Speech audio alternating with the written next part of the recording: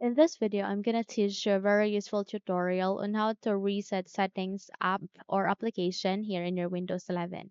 So without any further ado, let's begin. First of all, you need to proceed here at the bottom search bar and type for settings. The moment you typed it, wait until you will be able to see a best match here in this window before we proceed or before we continue to the steps, okay? So once it's here, which is the settings, please make a right click. And the moment you will make a right click, you will be able to see three options. Please proceed to the third, which is app settings. Click on this one,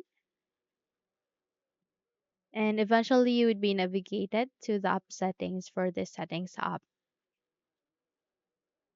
So here you can navigate to the system components as well as the settings, and you would be navigated here.